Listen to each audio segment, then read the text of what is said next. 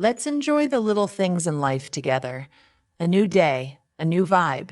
Welcome to my channel Daily Talk Vibes. Full name John Adams.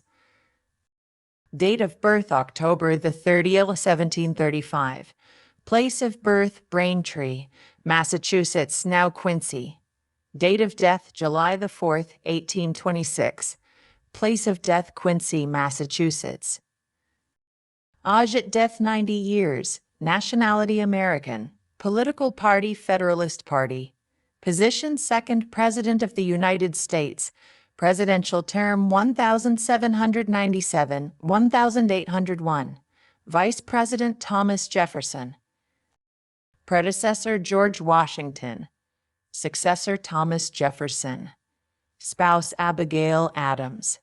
Children 6, including John Quincy Adams, 6th U.S. Cass. President. Education Harvard University, graduated 1755. Profession lawyer, diplomat, politician. Major contributions founding father, helped draft Declaration of Independence, diplomat in France and Netherlands, first vice president.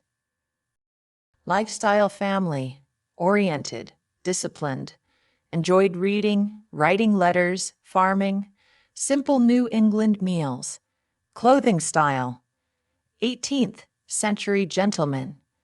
Attire coat, waistcoat, breeches.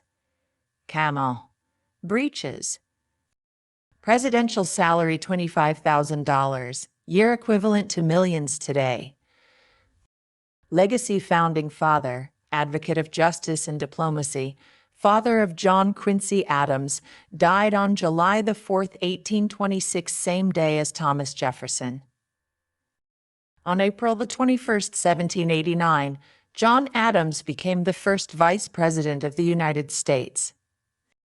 Over the next 12 years, John and Abigail followed the federal government as it was relocated from New York City to Philadelphia and finally to Washington, D.C.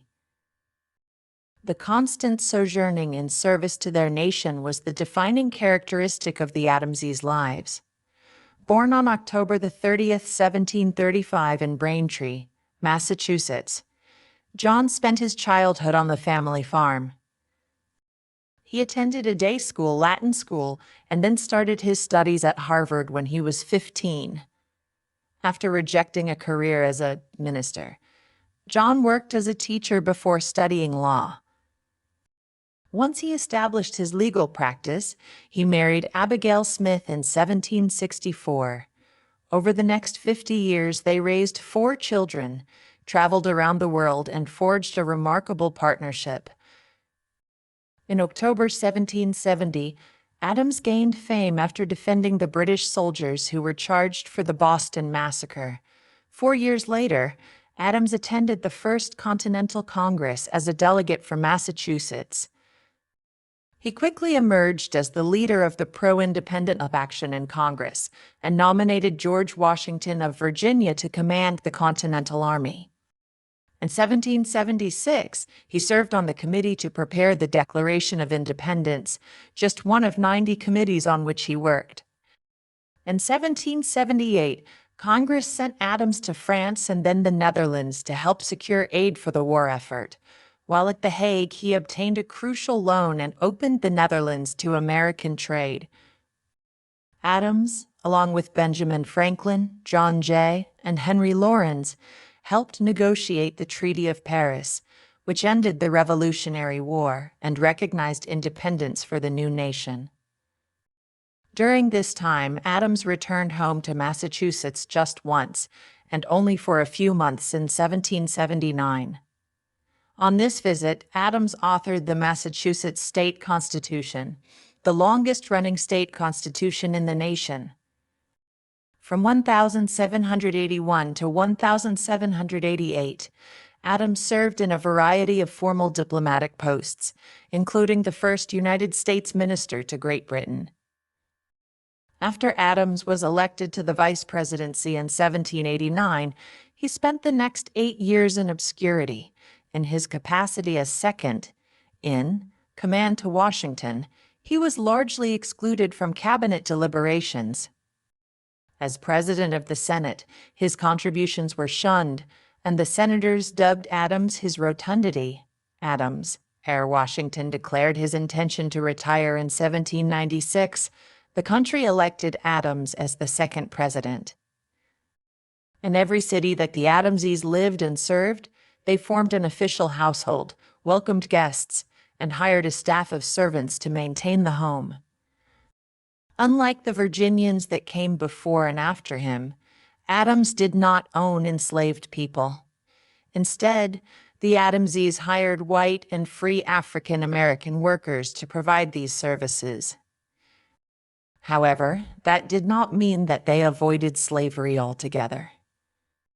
While the Adamses opposed slavery both morally and politically, they may have hired out enslaved African Americans, paying wages to their owners, to work in the vice president's and president's house. Click here to learn more about the households of President John Adams. One of Adams' first acts as president was an attempt to retain Washington's cabinet secretaries. However, the secretaries took their orders from Alexander Hamilton and worked to undermine Adams' foreign policy agenda and re-election campaign in 1800. Adams's presidency was also marred by the Alien and Sedition Acts, which targeted immigrants and political opponents of the Adams administration. On the other hand, Adams avoided war with France, which was his primary diplomatic objective. The Treaty of Mortefontaine, signed in 1800, came too late to help Adams win re-election, but ended the quasi-war with France and secured a peaceful trade relationship between the two countries. After Thomas Jefferson won election to the presidency in 1800, Adams returned home to Peacefield, his home in Quincy, Massachusetts, for the next 25 years. He maintained a vigorous written correspondence with friends and family, served an elder statesman in Boston, and rejoiced when his eldest son, John Quincy Adams, won the 1824 presidential election. On July 4, 1826, the 50th anniversary of the Declaration of Independence, he passed away. Adams's family recalled later that his last words were, "Thomas Jefferson survives." Unbeknownst to Adams, Jefferson had died several hours earlier. That's it for today's video. If you enjoyed it, don't forget to like, comment, and subscribe with the bell icon.